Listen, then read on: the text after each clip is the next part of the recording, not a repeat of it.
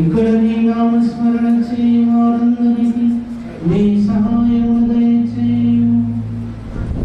నీ వాక్కు యొక్క శక్తి దివ్య సంస్కారముల అనుగ్రహం విశ్వాసుల హృదయములను ఉత్తేజపరచునుగాక. నీతో కలిసి పవిత్రాత్మతో సహా యుగయుగము జీవించుచు పాలించు మా ప్రభువును నీ కుమారుడైన యేసుక్రీస్తు ద్వారా ఈ మనవి చేయుచున్నాము.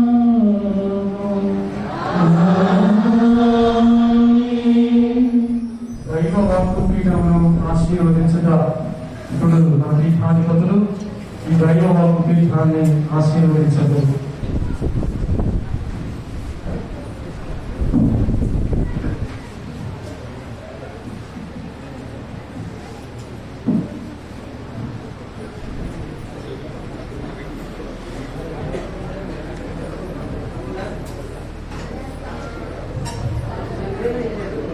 ఓ దైవ, మీరు మమ్మలను అంధకారం నుండి అతిశయమైన ప్రకాశంలోనికి పిలిచిందని మా జీవితాంతం మేము మీకు కృతజ్ఞతలు చెల్లింపున రుణపడి ఉన్నాం. మీ దివ్య మధుర వాక్కుతో మా ఆత్మల ఆకలిని తీరుస్తున్నారు. ఈ దేవాలయంలో మీ నామమున మేము సమావేశమైనప్పుడల్లా మీ ఆశ్చర్యకర క్రియలు వాక్కులు స్మరణకు తేబడుచున్నది.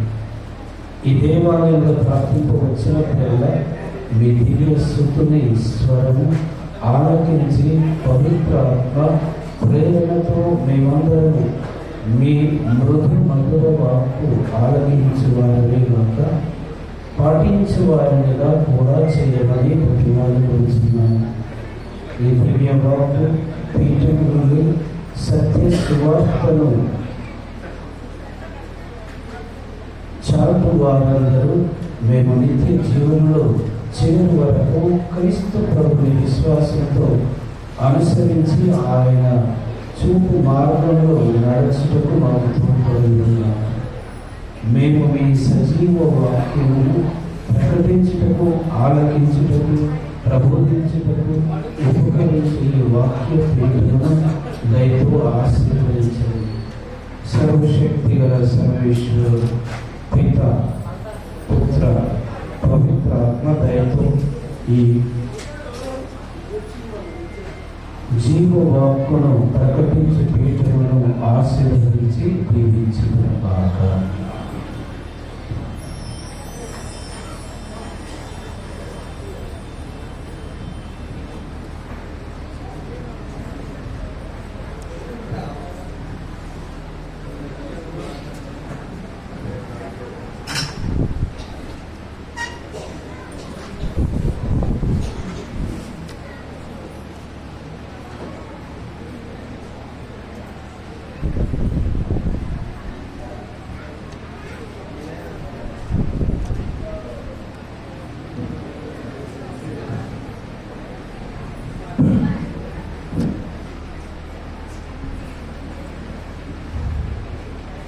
మొదటి పట్టణము రాజుల మొదటి గ్రంథము 8వ అధ్యాయము 22, 23 వచనములు మరియు 27వ వచనం నుండి 30వ వచనం వరకు. సొలొమోను ఇశ్రాయేలుల నడుమ 50 బలిపీఠములకు ఎదురుగా నిలిచింది, చేతులు పైకెత్తి ఇట్లు ప్రార్థించను. ఇశ్రాయేలు ప్రభుడు అయిన దేవా, పై ఆకాశమునందు గాని క్రింది భూమినందు గాని నీ వంటి దేవుడు లేడు. నీవు చెప్పిన నిబంధన వాగ్దానములను నెరవేర్చుకుంది. పూర్ణ హృదయముతో నీ ఆజ్ఞలను పాటించి భక్తులను ఆదరముతో చూతుడు.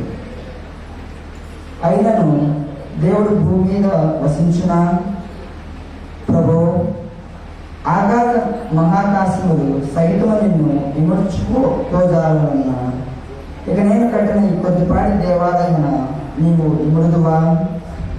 ప్రభు, ఈ సేవకుని దీనాలాపములు ఆలింపు, చెవేగి భక్తుని మరగలను. రేయి మవళ్ళు ఈ దేవాలయమును కాచి కాపాడుచుండేను. కనుక నేడు ఈ సేవకుడు ఈ దేవాలయమునందు చేయి ప్రార్థన ఆలింపును. ప్రభు, నీ సేవకుడైన నేను, నీ ప్రజలైన ఇశ్రాయేలీయులు ఈ దేవాలయం నుండి చేయి ప్రార్థనలను వినము. ఆకాశం నందలి నీ నివాసము నుండి మా వేడుకోలు ఆలింపును. ఆలించి మా తప్పిదములను మన్నింపును. ఇది ప్రభుని వాక్కు.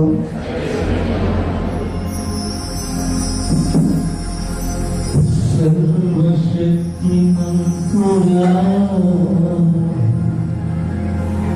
సర్వోన్నతుడా,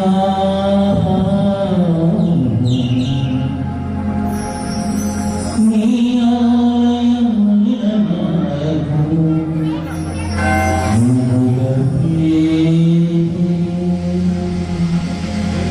నీ ఆలయమునకు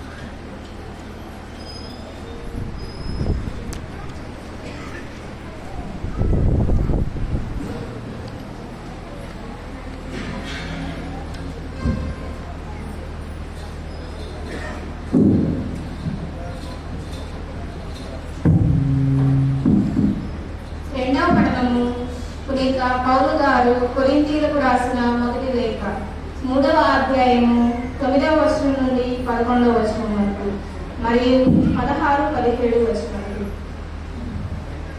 మేము దేవుని సేవలో కలిసి పనిచేయు వారము. మీరు దేవుని పొలము, మీరు దేవుని గృహమునై ఉన్నారు. దేవుడు నాకు వసగిన అనుగ్రహంతో నేర్పలేని శిల్పి వలె పనిచేసి పునాదిని వేసుకుని వేరపడు దానిపై నిర్మించుచున్నాడు. కానీ దాని నిర్మాణ విషయమున ప్రతి వ్యక్తి జాగ్రత్తగా ఉండవలెను. ఏదైనా యేసుక్రీస్తు అను దేవుడు వేసిన పునాది తప్ప వేరొక పునాదిని ఎవడను వేయజాలడు. 16, 17 వచనములు. మీరు దేవుని ఆలయం మరియు దేవుని ఆత్మకు నివాసం మరియు మీకు తెలియదా? ఎవడైనాను దేవుని ఆలయమును ధ్వంసము చేసినచో దేవుడు వారిని ధ్వంసము చేయును. ఏలైనా దేవుని ఆలయము పవిత్రమైనది, మీరే ఆయన ఆలయము. ఇది ప్రభువు వాక్కు.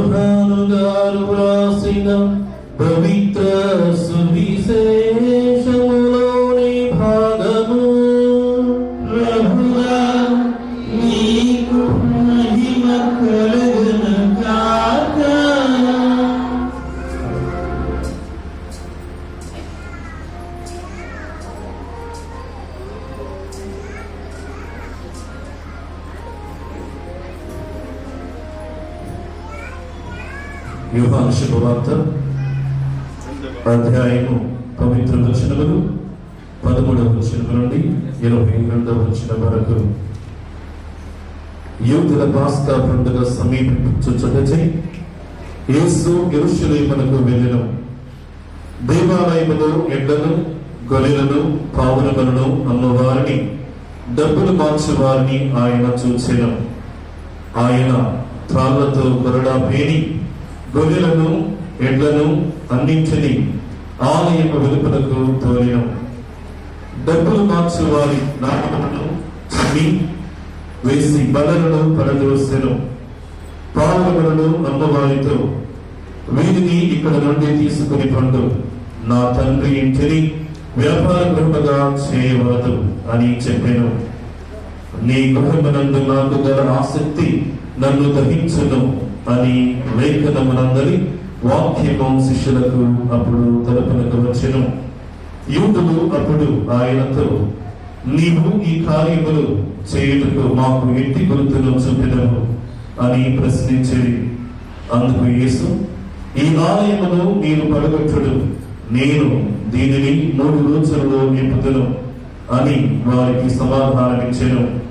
ఈ ఆలయ నిర్మాణమునకు 46 సంవత్సరములు పట్టినది.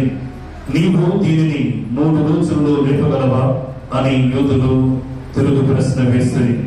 కానీ వాస్తవముగా ఆయన పలికినది తన శరీరము అను ఆలయమును గురించియే.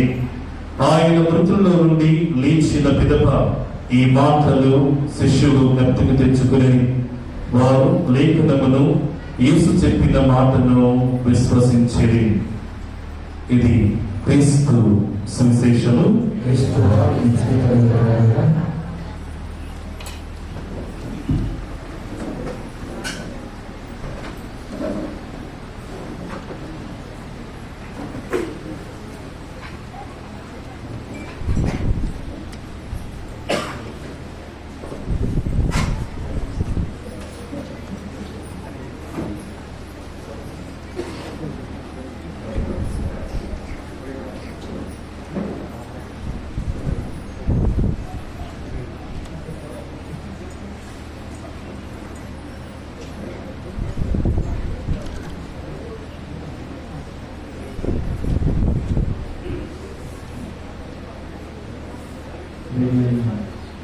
గురువుల కన్యాస్త్రీల సహోదరి సహోదరుల పెద్దవద్దు గ్రామ క్రైస్తవ బిడ్డల గుడిలో పెద్దవద్దులు చెందినటువంటి క్రైస్తవ బిడ్డలు ఎంతమంది చేయొద్దండి.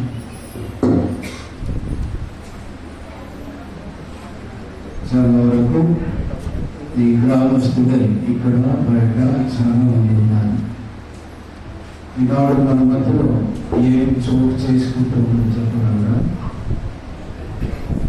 ఈరోజు మనం ఎందుకు ఇక్కడ ఈ దేవాలయానికి వచ్చాము? మనం చెప్పండి. కొత్తగా నిర్మించుకున్నటువంటి ఆలయాన్ని ప్రతిష్ట చేసుకుంటున్నాం.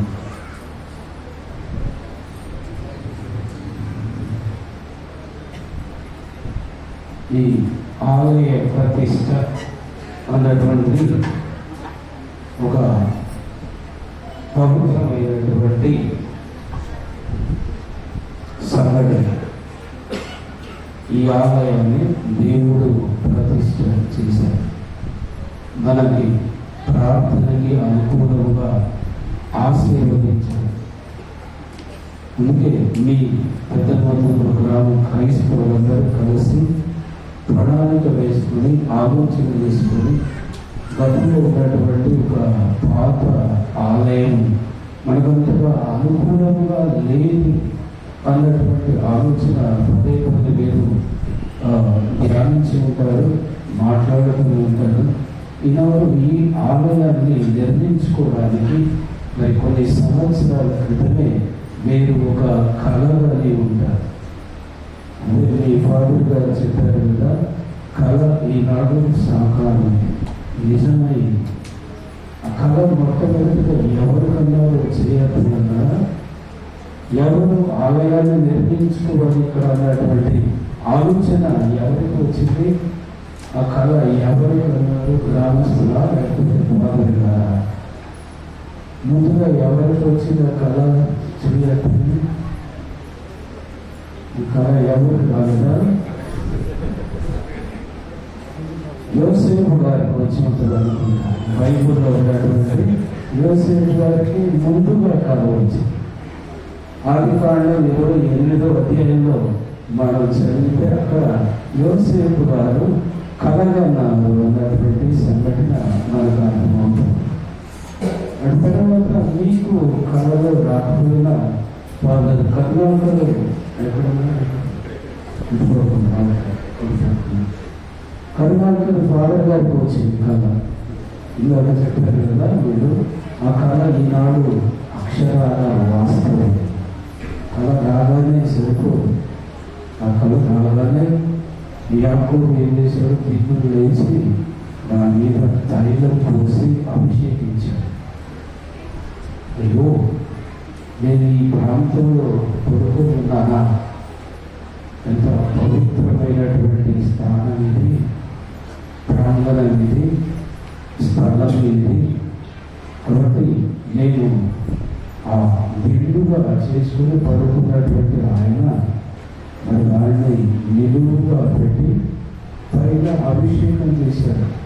ఆ ప్రాంతమే వారికి ఒక ప్రార్థించేటువంటి ఆలయ స్థలంగా మారిపోయింది. ఎంత ఆనందం, ఎంత సంతోషం! దేవుడు ప్రతిష్ట చేసుకున్నటువంటి స్థలం. యాకోబు ఎందుకు ఆ ప్రాంతంలో పడుకోవలసి వచ్చింది అని అంటే, మనం బైబిల్ గ్రంథంలో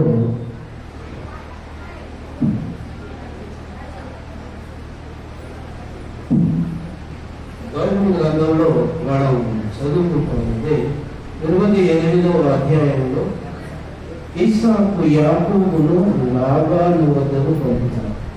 ఎందుకు పంపించాడు? ఇస్సాకు అనే కుమారుడి లాబాను ఎవరు అంటే ఇస్సాకు యొక్క మేనమామ దగ్గరకు ఎందుకు పంపిస్తారో ఎవరు? చిన్నమ్మాయిలో పెద్దమ్మాయిలో మరి వాళ్ళు ఇస్తే చేసుకున్నాం అన్నటువంటి ఆలోచనతో పంపిస్తారు. అంతేగా? అందుకే మేనమామ ఇంటికి వెళ్ళారు, లేదా మేనమామే మన ఇంటికి వస్తారు. అనేటప్పుడు ఈ యొక్క ఇంటి చుట్టూ తిరుగుతూ ఉంటాయి. ఎందుకు అని అంటే అబ్బాయిలు ఎక్కడ ఉంటే అక్కడ తిరుగుతూ ఉంటాయి. మా అమ్మాయిని చేసుకుంటావయ్యా నాయన అని తిరుగుతారు. ఎందుకంటే మేనమామ కదా, బాగా చూసుకుంటాడు అన్నటువంటి ఆలోచన మేనమామ కాబట్టి మరి కట్నం కూడా తీసుకోవడమైనటువంటి ఆలోచన. కట్నం తీసుకోకపోతే ఆనందం కదా మనకు. ఏదో కొద్ది కట్నంతో అప్పట్లో ఏదో ఒక పాడి గేదె నుంచి ఇదే నీ కట్నాన్ని పంపించింది. మా అమ్మ అనేది అప్పుడు చిన్నప్పుడు ఏం కట్నం తీసుకొచ్చేవంటే ఒక ఎద్దును, మరి అది కూడా కుంటుతూ ఉన్నటువంటి ఎద్దును గురించి వాళ్ళు కట్నం కూడా చదివించారు. అది తీసుకొచ్చి వాళ్ళ మామ ఏం చేశారు, వారికి మరి బ్రహ్మ మేడికాయలు ఉంటాయి కదా, అడవిలో దొరికే కాయలు, అవి కలిపి దాన్ని బలముచ్చేటట్టుగా చేసి మరి అప్పుడు 100 ఎకరాల భూమిని ఆయన ఆ ఎదురుతోనే సాగు చేసుకున్నారు.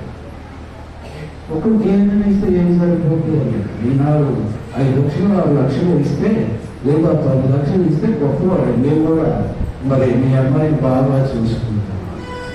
డబ్బులు ఇచ్చినా చూస్తారా? గ్యారెంటీ లేదు. డబ్బులు అయిపోయిన తర్వాత మళ్ళీ ఆ ఏం చేస్తాడు? ఏదో ఒక కష్టపెట్టి ఏడిపించి పంపిస్తాడు. వాడు ఇంటికి తీసుకున్నట్టు కొన్నిసార్లు ఇద్దరు బదులుకుంటారు. అమ్మాయి అబ్బాయి బదులుతారు. ఇద్దరికి ఏడ్చినట్టు ఆ ఇంటికి వచ్చి ఒకే దేవుడు అర్థన ఆగదు. అది ఒక చెరువు నిండా ఆ నీళ్లు, ఆ చెరువు నేర్పించారు. ఊరు పక్కన ఉన్నటువంటి చెరువు. ఆమె ఏడు చేయడం ఇద్దరు బదులుకోరు. కొన్నిసార్లు నిజంగానే ఆయన కొట్టి ఇంటికి ఈ విధంగా వాళ్ళు మరి సంపాదన కోసం ఏదైనా తెలుసు. కాబట్టి సహోదరి సహోదరు యాకోబు ఎందుకు మరి వాడు మేనమామ దగ్గరకు పంపించి ఇస్సాకు యాకోబుని పిలిపించి దీవించి అతనికి బుద్ధులు చెప్పాడు. ఈ కమనీయుల పిల్లలలో ఎవరిను పిల్లలకు వధువారంలో ఉన్నవాడు నీ తల్లికి తండ్రియలు బతులేరు ఇంటికి వెంటనే వెళ్ళు. అక్కడ నీ మేనమామ లాభాలు పిల్లలు పెళ్లి ఆడు. సర్వశక్తివంతుడైన దేవుడు మీరు దీవిస్తాడు, ఆశీర్వదిస్తాడు. అబ్రాహామును ఏ విధంగా దీవించాడు ఆ విధంగా నేను కూడా దీవిస్తాడు అన్నటువంటిది ఆయన ఇచ్చినటువంటి ఆశీర్వాదం. తండ్రి కొడుకును దీవించి కడుతూనే పోతుంది.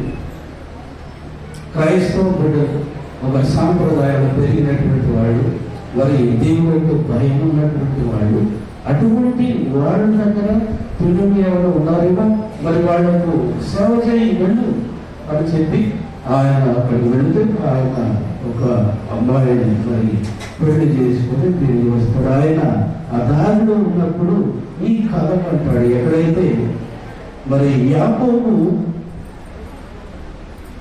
బెర్షెబ దాటి హోరాను వైపు వెళ్ళు మాట పెట్టాడు. అతడు ఒక చోటికి వచ్చి ప్రొద్దుమూకులు అనే వచ్చి అక్కడ ఆగిపోయింది. ఆ చోట ఉన్న రాత్రికి తలగి దిండుగా చేసుకుని నిద్రపోటకు నడుము వాల్చింది. అతనికి ఒక కళ వచ్చింది. ఆ కళలో ఒక నిచ్చెనను ఆయన చూసింది. ఆ నిచ్చెన మొదలు నేలను తాకుచుండను, దాని చివర ఆకాశంలో అంటుచుండను. దేవదూతలు నిచ్చెన మీదుగా ఏకచు దిగుచు ఉంది. అప్పుడు యావే దేవుడు నిచ్చెన పైన నిలుచుని యాకోబుతో, నేను ప్రభువు నీ పితామహులకు అబ్రహాములకు ఇసాకులకు నేనే దేవుడు. నీవు మరి పడుకున్న ఈ ప్రదేశంలో నీకును నీ సంతతికి అప్పగించు. నీ సంతతి వారు భూమిల వలె అసంఖ్యాకంలో పెరిగిపోయి నేల 4 చెరువుల వ్యాపించు. నీ ద్వారా నీ సంతానం ద్వారా భూమండలం అంతయు మరి సకల వంశంగా వారు దీవెనలు పడలేదు. కాబట్టి ఇప్పుడు ఆ సహోదరి సహోదరులారా 16 నుండి చదువుకుంటే యాకోబు మేల్కొని ఇక్కడ దేవుడు ఉండుట నిజం, ఇది నాకు తెలియదు కదా అనుకున్నాను. అప్పుడు అతనికి భయం పుట్టేది.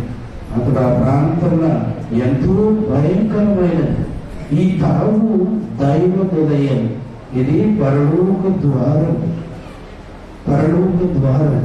యాకోబు మరి పెద్దక్కడ లేచని పరదిగా చేసుకున్న రాత్రిని తీసి స్థలముగా నాటని దాని మీద పైన పోసి దానిని దేవునికి అంకితం చేసి. ఇందులో ప్రియ సహోదరి సహోదరులారా, యాకోబు కలగలిగినటువంటి ఆ యొక్క ప్రాంతమే దేవుడు ఆశీర్వదించాడు. ఇంత పవిత్రమైనటువంటి స్థలం. ఈరోజు మనం ప్రతిష్ఠించుకున్నటువంటి ఈ దేవాలయం కూడా ఒక పవిత్రమైనటువంటి స్థలం.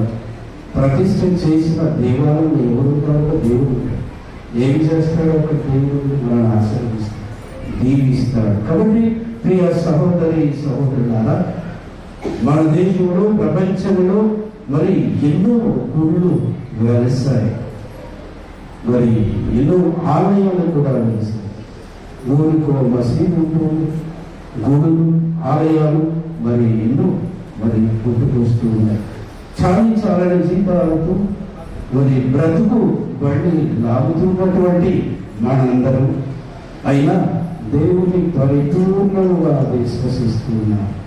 పూర్తిగా మనం దేవుని మరచిపోవాలి. అందుకే ఈ ఆలయాలు, ఈ దేవాలయాలు, ఈ గుడులను మనం కట్టుకుంటున్నాం. సాంకేతిక యుగంలో గడియారంతో మనము సమంగా పరుగులు తీస్తున్నటువంటి ఈ యొక్క నేటి ప్రపంచమైన చర్చిలు, మందిరాలు, దేవాలయాలు, ఆలయాలు భక్తుల రాకపోకలతో కలకలలాడుతూనే ఉన్నాయి. కాబట్టి ప్రతి ఆదివారం చర్చిలు, మంగళవారం మందిరాలు, లక్ష్మీవారం ఆలయాలు మరియు శుక్రవారం మసీదులు కూడా భక్తుల సందడితో చుట్టులాడుతున్నాయి. అయితే ప్రజలంతా దేవుణ్ణి మర్చిపోలేదు అన్నటువంటి దాని యొక్క సంకేతం. దేవుడు ఉన్నాడు, మనము దేవుని ఆరాధించుకోవాలి, స్తుతించాలి, మహిమపరచాలి అన్నాడు. మరి ఈనాటి యువత ఎటు పరుగులు వాళ్ళని పరిశీలిస్తే ప్రశ్నిస్తే వాళ్ళు ఏమంటారు? నేను మరి చర్చిలోనే దేవుడు ఉంటాడా? చర్చిలోనే దేవుడు ఉంటాడా? మరి చర్చికి ఎందుకు రావాలి? ఎక్కడైనా ఉంటాడు. ఇంట్లో ప్రార్థన చేసుకుంటే దేవుడు మరి ఉండడా అక్కడ? అని ఏ చర్చికి వెళ్ళడు, ఎక్కడికి వెళ్ళడు, ఆయన మరి తన పర్యటన తాను చేసుకుంటూ వెళ్తున్నాడు. కాబట్టి ప్రియ సహోదరి సహోదరులారా, ఈ మిలియన్ ప్రశ్నలకు అన్నిటికీ కూడా ఈనాడు బైబిల్ గ్రంథమే మనకు సమాధానం చెబుతుంది. ఏదో సమాధానాలు మనం ఈ బైబిల్ గ్రంథంలో చూడవచ్చు. ఈ బైబిల్ గ్రంథం అన్నిటికీ అన్ని ప్రశ్నలకు కూడా సమాధానాలు ఇస్తుంది. చర్చి అంటే ఏంటి? చర్చి అంటే ఏంటి? చర్చి అంటే ఎక్కడైతే అక్కడ మరి ప్రజలందరూ, ఈ గ్రామంలో ఉన్నటువంటి ప్రజలందరూ అక్కడికి వచ్చి ఐక్యమై మరి ఒకే సంఘంగా, ఒకే ఉద్దేశంతో, ఒకే ఆశయంతో దేవుని ప్రార్థించేటువంటి సంఘం. ఆ సంఘాన్ని దేవుడు ఇక్కడ ఈ చర్చిలో ఆశీర్వదించి దీవిస్తాడు. ఏ విధంగా అయితే యాకోబు ఆయన కలలో నిచ్చిన భూమికి ఆకాశాన్ని అంటుకోలే ఉన్నాడు. ఆ నిచ్చిన మీద ఎవరు నడుస్తున్నారు? దేవుడు. నిచ్చిన పైన ఎవరు ఉన్నారు? దేవుడు దీవిస్తున్నాడు, మాట్లాడుతున్నాడు. కాబట్టి సహోదరి సహోదరుడా, ఈ భూమికి ఆకాశానికి మరి నిచ్చిన ఏ విధంగా నడుచుకోవడానికి అవసరమో ఈ చర్చ్ కూడా, ఈ దేవాలయం కూడా మనకు అంతే అవసరం. అదేవుని చేరుకోవడానికి ఇది ఒక వంతెన, ఇది ఒక నిచ్చెన మనకు ఉపయోగపడుతుంది. కాబట్టి మనం కూడా ఎన్నో దేవదూతలు పై క్రిందకు తిరుగుతున్నారో అలానే మనం కూడా ఆ నిచ్చెనపై ప్రయాణం చేసుకుంటూ దేవుని చేరుకోవాలి అన్నటువంటి. కాబట్టి పైన దేవుడు ఉన్నాడు, కింద మరి జీవుడు ఉన్నాడు. జీవాత్మకు ఆ పరమాత్మ మరి చేరుకోవాలన్నటువంటి ఆకాంక్ష ఉండాలి.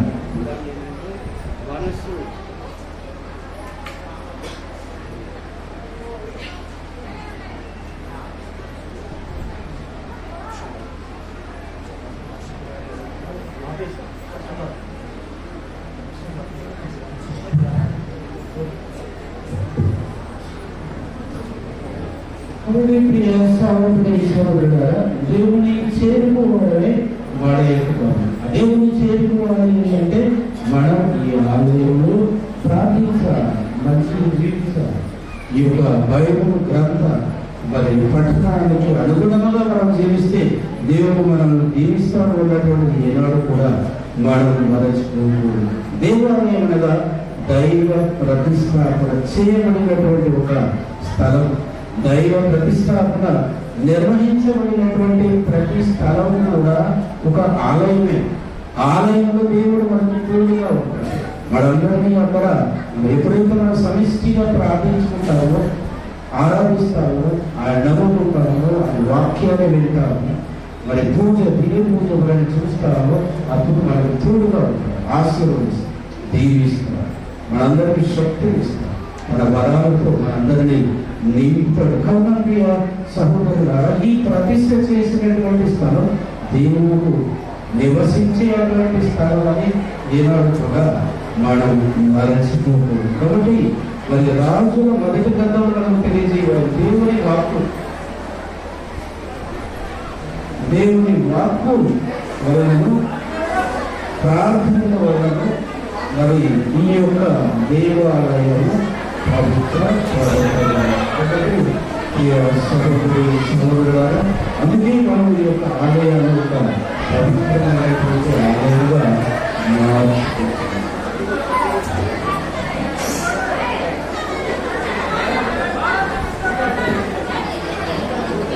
దయచేసి మాట్లాడవాలి, వర్షం పడుతూ ఏమో మాట్లాడకుండా లోపలికి రాగలిగితే లోపల ఒక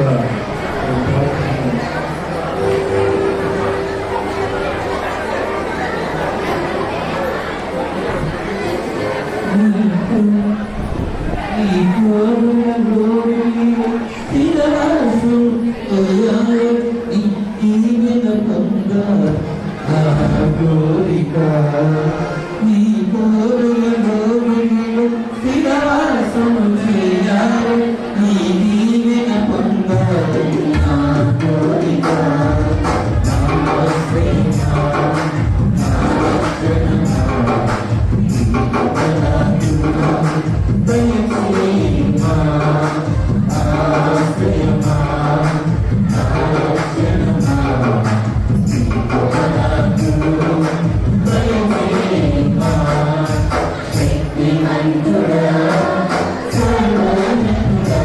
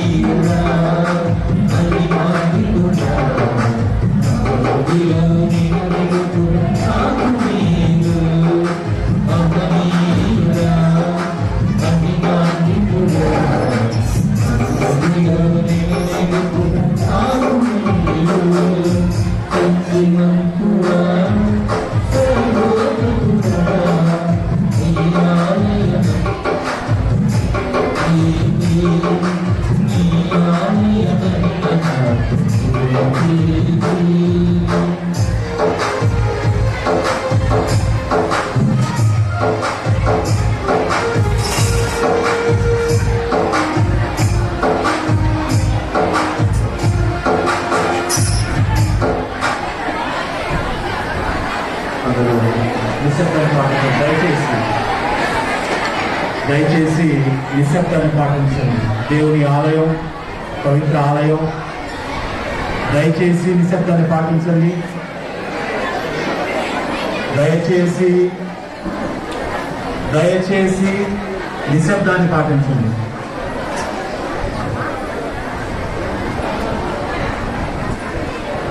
తర్పణ గీతం పాడండి. దయచేసి నిశ్శబ్దాన్ని పాడండి. దేవాలయం పవిత్ర ప్రదేశం.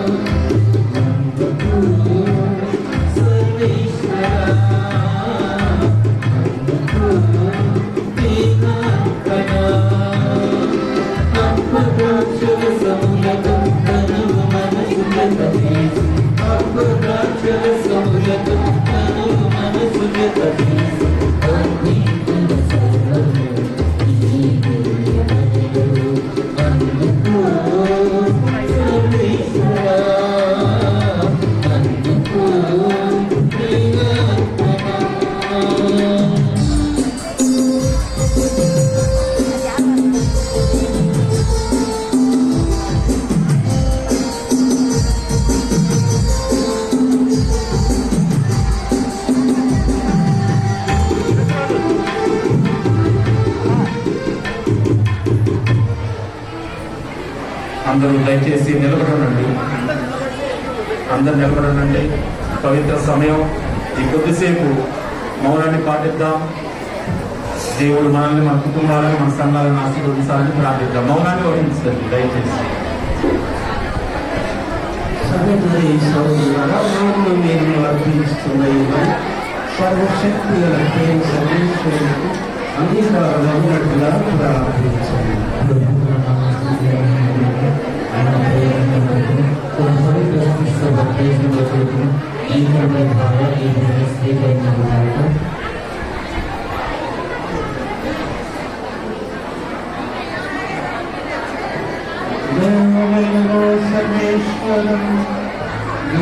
సర్వేశ్వరం ఆనందదాయకమైన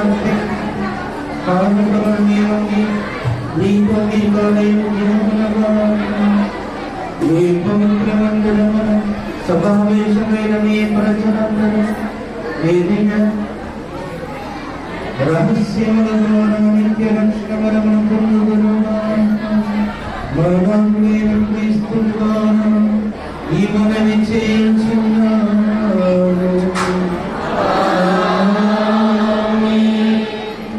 ప్రభు మీతో ఉండుగాక.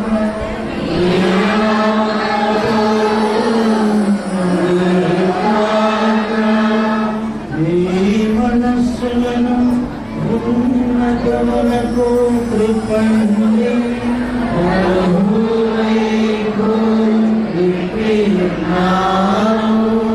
మన దేవుడైన యేసువారికి కృతజ్ఞత తెలుపుదము. తెలుపుట నిత్యము న్యాయము. పరమ పవిత్రుడైన తండ్రి, మేము ఎల్లప్పుడూ నీకు కృతజ్ఞత వందనములు చెల్లించుట యుక్తము, న్యాయము, ధర్మము, రక్షణ ఏదైనా నీ దివ్య నామము ఎల్లడైనా సన్నిధింపబడినట్టు లోకమంతటిని నీ మహిమ ఆలయముగా ఏర్పరచుకుంటే అయినను నీ ఆరాధనకు సముచితమైన స్థలములను నీవు ప్రతిష్ఠించుకుంటున్నావు. కనుక మానవుల శ్రమతో నిర్మించబడినటువంటి ఈ ప్రార్థన ఆలయమును నీ మహత్వమునకు అంకితమనర్చుటకు ఆనందించుచున్నాము.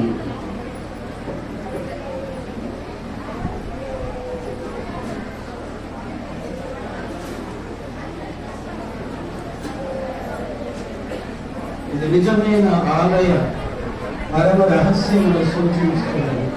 ఇది పరలోకపు యెరూషలేమునకు స్థిర చిహ్నముగా వలయించినది.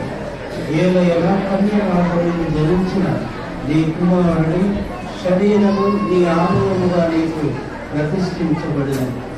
దాని యందు పరిపూర్ణ దైవత్వము వాసనై ఉండేటట్లు చేస్తుంది.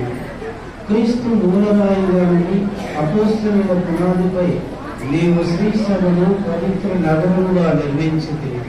పవిత్ర ఆత్మ ద్వారా జీవం పూసుకుని ప్రేమతో బంధింపబడి ప్రత్యేక శిలువతో కట్టబడిన నగరమే అది. అక్కడ క్రీస్తు అమర జ్యోతి నిత్యము ప్రకాశించును. అక్కడనే నీవు కలకాలము సమస్తమైందు. కావున క్రీస్తు ద్వారా మేము దూతల పునీతులతో ఏకమై నీ మహిమను ప్రకటించు నిరంతరం నిన్ను స్తుతించుట ఎట్లనగా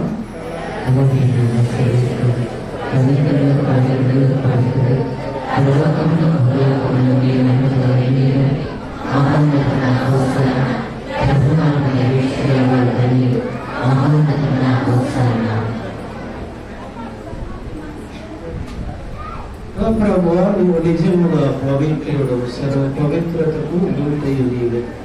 కనుక మీ పవిత్ర ఆత్మ ద్వారా ఈ కానుకలను పరిశుద్ధపరచ బ్రతిమాలు కొడుచున్నాము. ఈ విధమనివి మా కొరకు మా ప్రభువు అయిన యేసు క్రీస్తు శరీర రక్తములు అగులుగాక. అతడు శిలువ శ్రమలకు తనంతాను ఇష్టపూర్తిగా అప్పగించుకున్నప్పుడు అప్పమును అనుకుని కృతజ్ఞత వందనములు చెప్పి త్రుంచి శిష్యులకిస్తూ ఇట్లా మీరందరూ దీనిని తీసుకొని భుజింపుడు. ఏలైనా ఇది మీ కొరకు అప్పగింపబడనున్న నా శరీరం.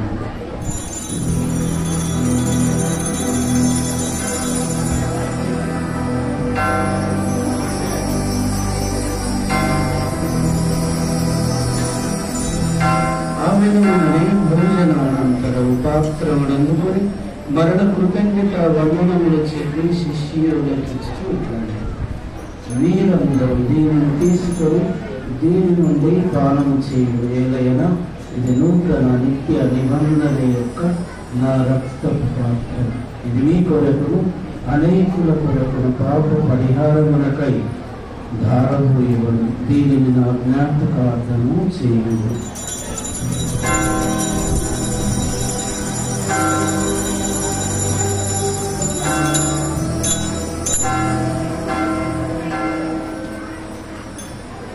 ఇది విశ్వాస రహస్యము.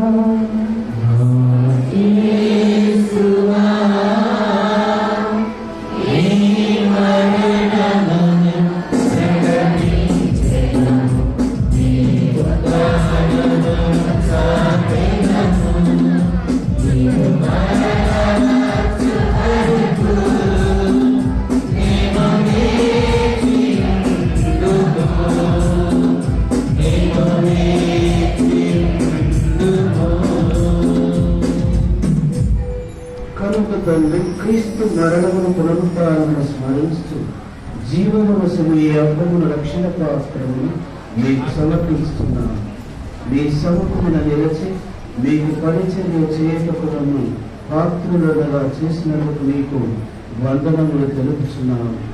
క్రీస్తు శరీర రక్తములను పాలివారములను పవిత్రాత్మ ద్వారా ఐక్యపరచమని ప్రతిపాదించున్నాను.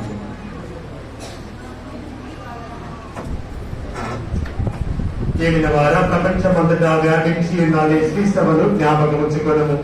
మా ఫ్రాన్సిస్ జగద్గురువులు, మా భాగీయ పీఠాధిపతిని గురులందరితో పాటు మమ్మను నీ ప్రేమయందు పరిపూర్ణను చేయము.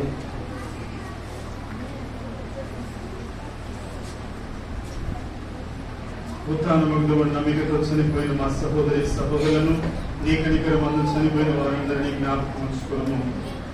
వారిని దివ్య ప్రకాశంలో చేర్చుకును. మా అందరిపై దయ చూపి దేవుని కన్నెతలేని మరీ మాతోనూ పునీత అపోస్తులతోనూ ఆది నుండి నీకు సేవ చేసిన పుణ్యాత్ములందరితోనూ మాకు నిత్య సేవలో భాగము దయచేయము. ఇప్పుడు వారితో కలిసి మేము నీ కుమారుడు యేసుక్రీస్తు ద్వారా నిన్ను స్తుతించి మహిమపరచుతాము.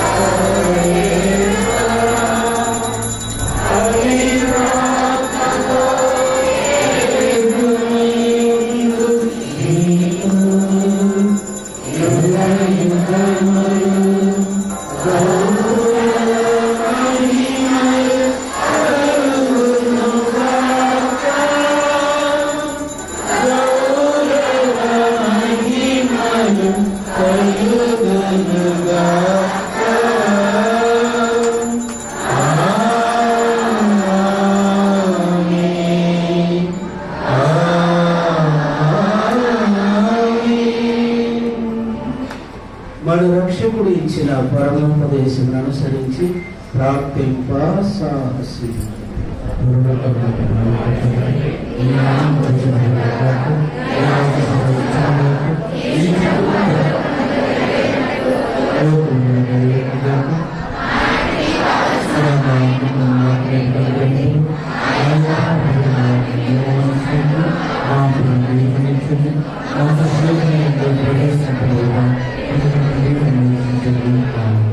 ప్రభు ఆ లిఖితుల నుండి మమ్మ రక్షింపుడు. మా ఈ రోజులలో మాకు శాంతిని ప్రసాదింపు. మీ దయానుగ్రహం వలన పాపం నుండి మమ్మ విముక్తులను చేసి అన్ని కలతల నుండి సర్వదా కాపాడు. మేము మోక్షాలను వరక్షకుడైన యేసుక్రీస్తు ఆగమనమును నిరీక్షించుతుంది.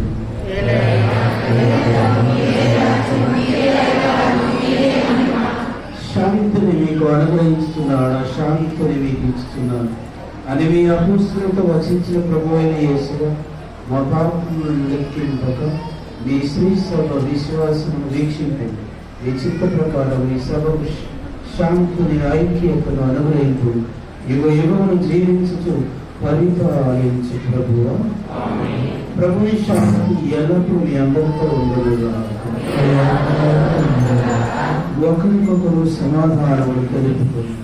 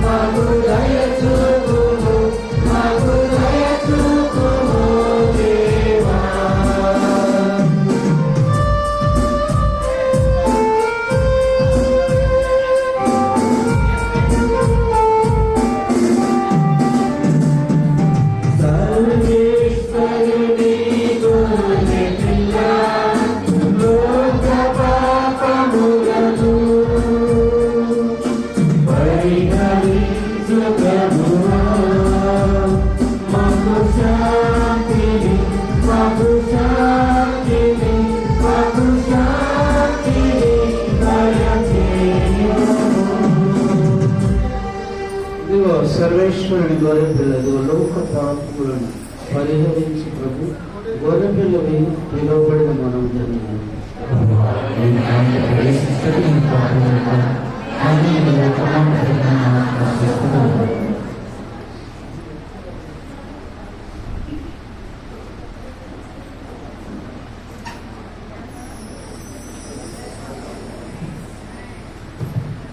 గమనించండి. తెలుసుకున్నప్పుడు ఆరోగ్యం బిడ్డలారా దివ్య ప్రసాదం మీ మధ్యకి ఎదురు తీసుకుని వస్తారు.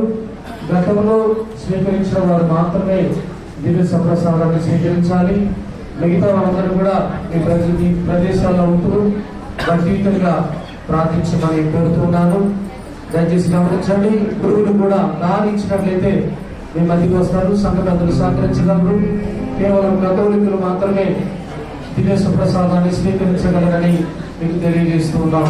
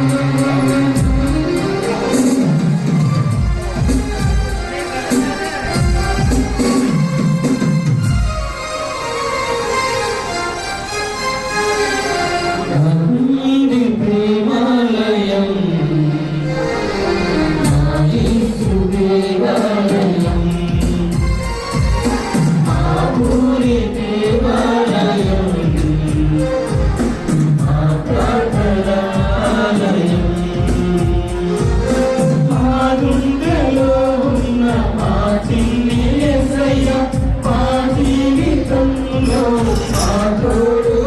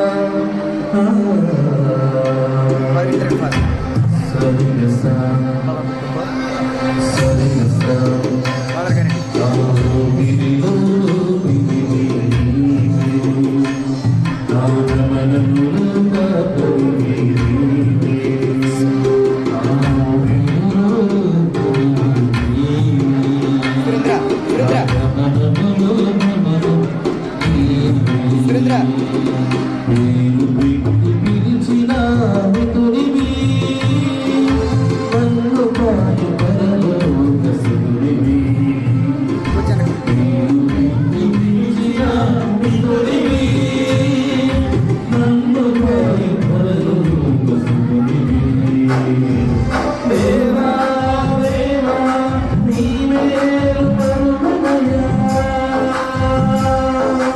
దేవా దేవా నీ మేలు మరువనయ్యా దేవా దేవా నీ మేలు మరువనయ్యా దేవా దేవా నీ మేలు మరువనయ్యా పిరిగో పిరివి నీవే ఆనందములో కాపరివి నీవే పిరిగో పిరివి నీవే ఆనందములో కాపరివి నీవే కుంగిన సమయములో వందిరము లేపితివి జనబంధురాసులకు నడిపితివి కుంగిన సమయములో వంగిరము లేపితివి జనబంధురాసులకు నడిపితివి నీ హృదయములో నిలిపి పదిలముగా ఉంచితివి నీ హృదయములో నిలిపి పదిలముగా ఉంచితివి దేవా దేవా నీ మేలు మరువనయ్యా దేవా దేవా నీ మేలు మరువనయ్యా దేవా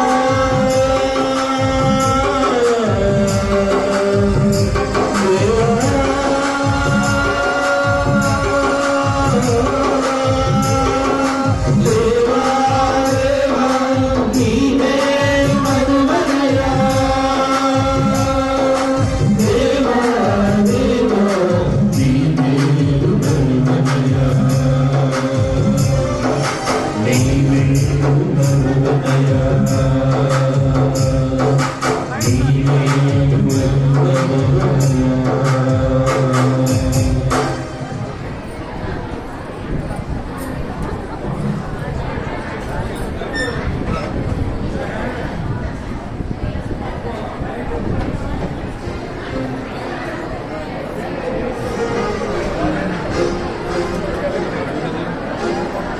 నీ జీవితము కాచి పెట్టనన్నావు నా చేతితో దీవించుమా నీ జీవితము కాచుకుంటానన్నావు నా చేతితో దీవించుమా నా కన్న తండ్రి నీవేనయ్యా నా కన్న తండ్రి నీవేనయ్యా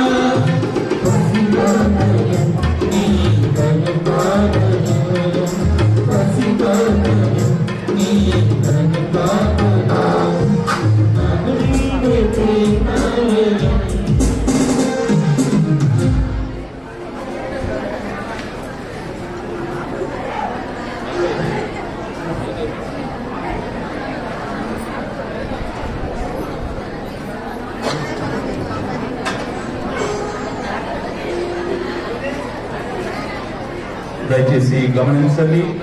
అందరం నిశ్శబ్దంగా చివరి ఆశీర్వాదాన్ని పొందుదాం.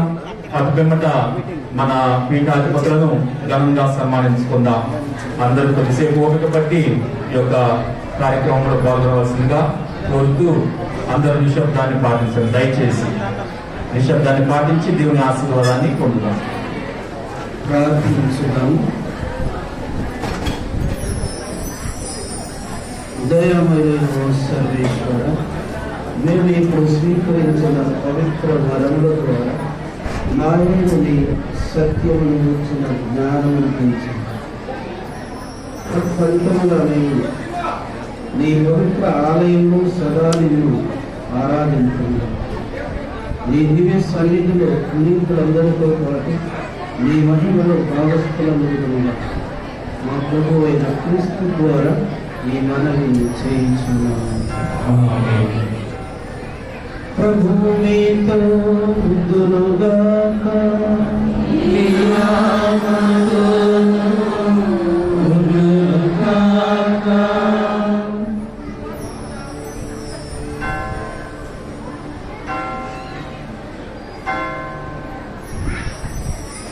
ఈ ప్రార్థనాలయమందు ప్రోత్సాహనకు మేము చేరవేసిన ఎంపరమడిపోయిన సర్వేశ్వరుని తన స్వర్గపు ఆశీస్సులను మీపై మెండుగా కృంగరించునుగాక.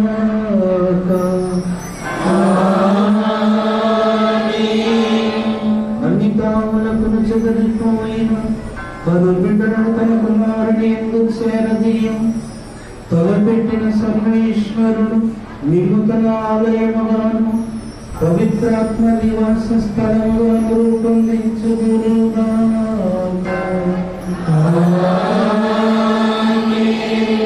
దేవుని మేము పూర్తిగా శుద్ధి చేసి మీ యందు వసించుగాక. సకల పునీతులతో పాటు మీరు స్వర్గానందమునకు వారసులగుదురుగాక.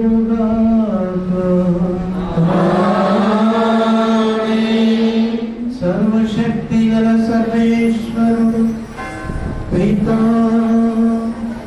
పుత్ర పవిత్రాత్మను ఆశీర్వదించి కాచి కాపాడుదురుగాక.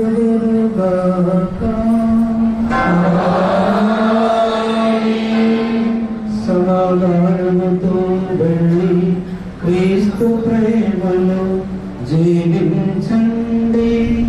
సర్వేశ్వరునికి వందనములు. అందరూ దయచేసి గమనించండి. ముందుగా చెప్పిన విధంగా ఇప్పుడు మన పీఠాధిపతులను ఘనముగా సన్మానించుకుందాం నిమిత్తం మన సంఘ పెద్దలను ముందుకు రావాల్సిందిగా ఆహ్వానిస్తున్నాం. అదేవిధంగా మన దేవాలయానికి ఆర్థికంగా సహాయపడినటువంటి దాతలను కూడా ఇప్పుడు సన్మానించుకునేటువంటి సమయం కాబట్టి కొద్దిసేపు ఓపిక పట్టండి. ఒక పావు గంట 20 నిమిషాలు మరి మనకు సాయం చేసినటువంటి దాతలను కూడా గౌరవించుకుందాం, ఘనంగా సన్మానించుకుందాం. ముగింపు